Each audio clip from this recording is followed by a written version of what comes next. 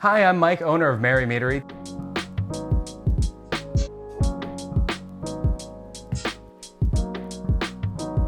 Today I'm going to walk you through making a very popular homebrew recipe, Joe's Ancient Orange Mead. The recipe will be posted in the description. Tonight I'll be imbibing on a creation of my very own, a fig and apricot mead I call F&A. Let's take a look at what we'll need to get started. A 1-gallon jug with a cap, a bubble airlock with a stopper, clean towel, and a hydrometer. Optional if you want to measure. 1 orange, sliced, peel and all, 1 cinnamon stick, 1 clove, 25 raisins, red yeast, and 3.5 pounds of honey. For this one, we're going to be using orange blossom honey. At least 24 hours before brewing, scrub and slice your orange, dice your raisins, and freeze them all. Freezing fruit helps the yeast find and metabolize all the fructose more efficiently. However, this step is completely optional. I already have the fruit for today's batch prepared.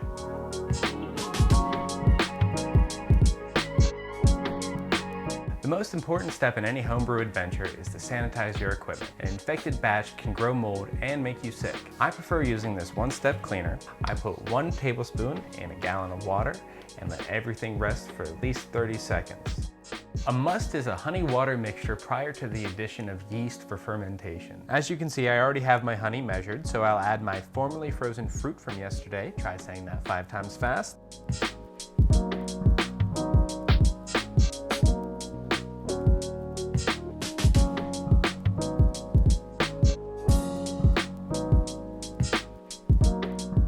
Cinnamon and clove are potent in brewing, so spice sparingly. You don't want your brew tasting like a stick of Big Red.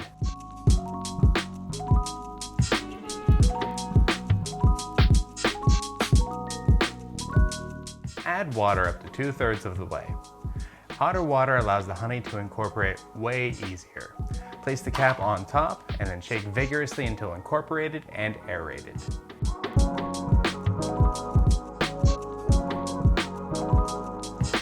After it's combined well, fill it up to the top, leaving yourself a good chunk of headspace for it to expand.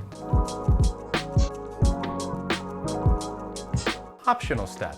If you're really curious about the sugar concentration of your must, you're going to need a hydrometer.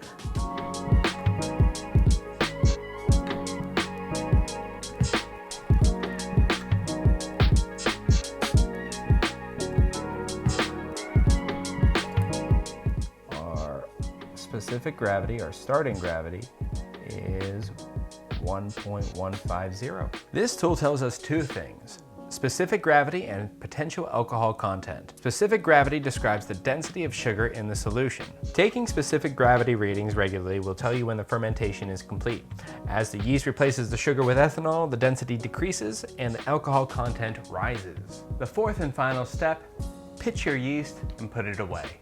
Take 1 tablespoon of bread yeast. As per the recipe, I wouldn't do this in one of my normal brews.